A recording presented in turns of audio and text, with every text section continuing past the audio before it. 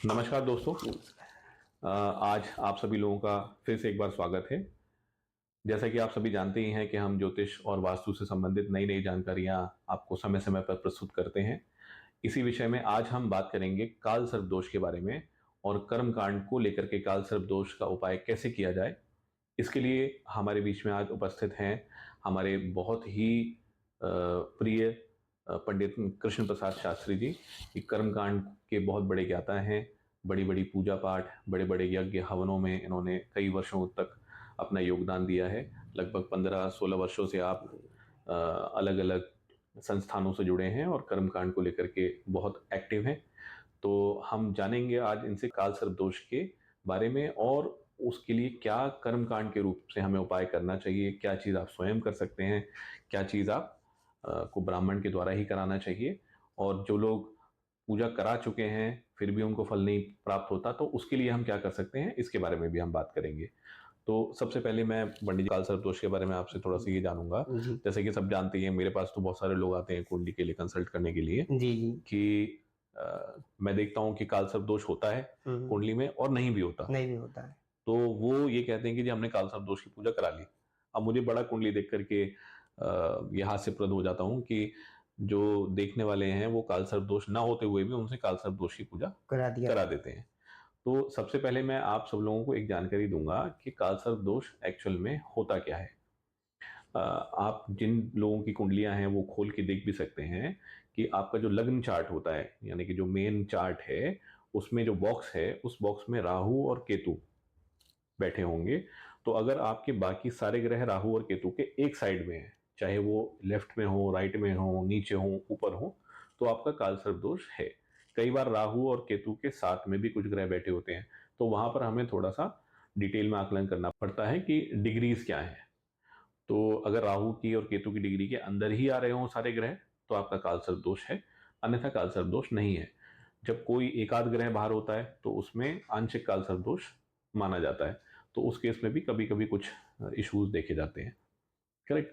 जी। तो पंडित जी अब इसमें काल सर्प दोष में जैसे आपका इसमें क्या अनुभव है कि काल सर्प दोष क्यों आता है, इसका हम कर्मकांड के तौर पे हमें कैसे जी। उपाय करना चाहिए। काल सर्प दोष जब कुंडली का निर्माण करते हैं आप लोग, जी। तो उसी कुंडली में ही बन के आता है पहले से ही। ये हम्म। बाद में उपस्थित होने वाला या बाद में आने वाला ग्रह नहीं है।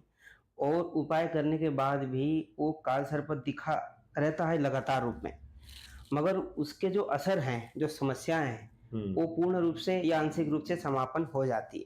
हम्म। काल सर्प दोष जैसे आपने बता दिए, राहु और केतु के अंदर सारे ग्रह एक तरफ हो जाते हैं, चाहे दाएं तरफ हो चाहे बाएं तरफ हो, तो उन ग्रहों को बांधा हुआ देखा जा सकता है। और जन्म लेते ही छोटे बालक को काल सर्प दोष पड़ जाता है, क्या कारण है? तो कहा हम्म। जाता है कि पूर्व जन्म में जिसको घोर पितृदोष हो, हम्म। जिन्होंने पूर्वजों की अच्छी कर्म ना किया हो हम्म। और खंडित हो गए हो पूर्वजों की क्रिया करने से, तो ऐसे लोगों को अगले जन्म में काल सर्प दोष का शिकार होना पड़ता है। हम्म। और इसके उपाय की बात करें तो काल सर्प दोष दूर करने के लिए राहु केतु और महामृत्युंजय, हम्म। महामृत्युंजय सीधे सीधे रुद्र भगवान भोलेनाथ जी हो गए। हम्म। ये 27 नक्षत्रों के देवता भी हैं और 9 ग्रहों के भी प्रधान देवता हैं।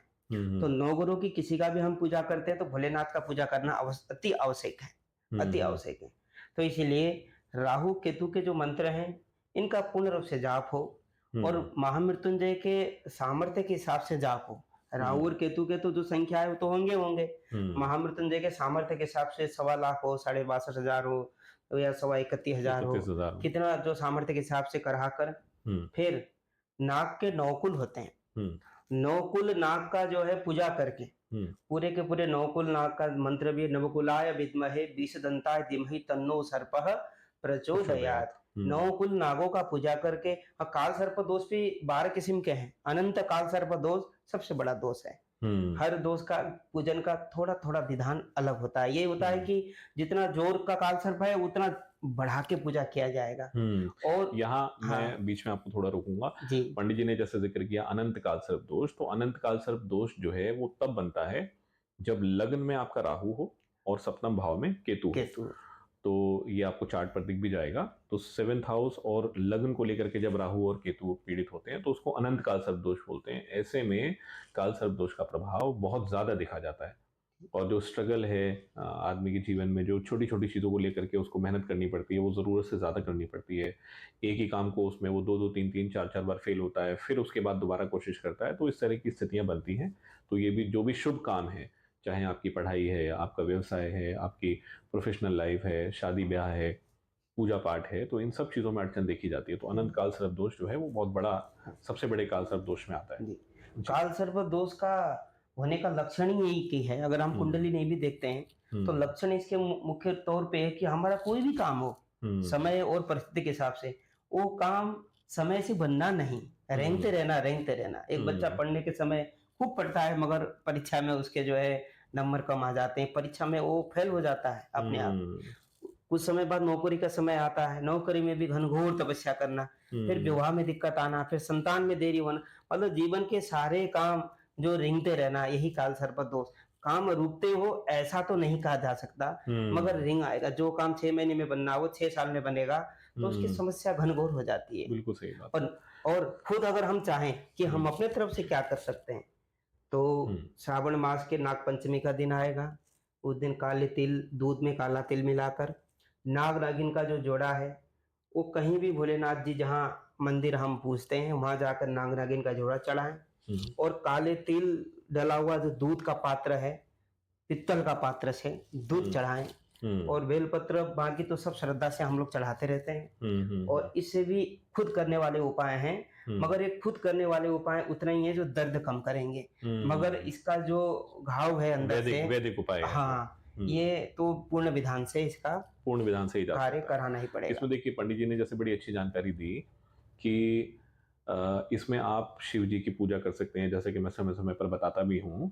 तो आप क्या कर सकते हैं, जिनकी कुंडली में भी काल सर्प दोष है, कोई भी तरह का काल सर्प दोष है, तो वो स्वयं से भगवान शिव की पूजा करें।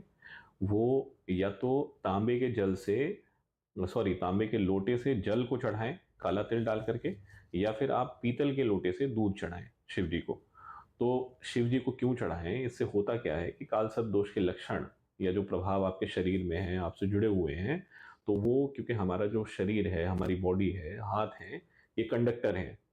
और जब हम मेटल को पकड़ते हैं, उसमें तांबा पानी के लिए और पीतल जो है दूध के लिए, तो वो तांबे मेटल के माध्यम से हमारे जो नेगेटिव वाइब्रेशंस हैं, वो जल के माध्यम से शिवलिंग पर और शिवलिंग से होते हुए ग्राउंड में चली जाती हैं। तो धीरे धीरे ये प्रभाव कम होता चला जाता है। लेकिन ये जब आप निरंतर करेंगे, जब आप लगातार करेंगे, साल 2 साल या नियमित रूप से जीवन भर, तब इसका प्रभाव कम होता है। अन्यथा वैदिक रूप से ही इसके उपाय करने से शांति प्राप्त हो सकती है। जी पंडित जी। तो आई थिंक मुझे लग रहा है कि काफी दर्शकों को इसके बारे में जानकारी मिली और उनको इससे लाभ होगा। अपने कुंडली से संबंधित अगर आपको काल सर्प दोष या और कोई इस तरह की जानकारी आपको चाहिए हो, तो आप हमसे संपर्क कर सकते हैं और हम कोशिश करेंगे कि इसी तरह की और जानकारियां भी आपको समय समय पर दें। और कुछ पंडित जी इसमें आप जोड़ना बस चाहेंगे? बस यही है कि जो भी सभी समस्या लोगों हो, की अच्छी हाँ, कामनाएं करें। अच्छी कामना के लिए जी। जो भी काल सर्प दोष हैं, वो इसमें दिए हुए नंबर या अपना ये हम्म। मनुष्य से संपर्क करके हम्म। आप इसको निवारण कर सकते हैं। हाँ हम्म। जी। ठीक है। तो मैं पंडित जी का बड़ा आभारी हूँ कि आज आप हमारे बीच आए और सबको ये जानकारी दी। तो बाकी सभी दर्शकों का भी बहुत बहुत धन्यवाद। धन्यवाद जी। नमस्कार।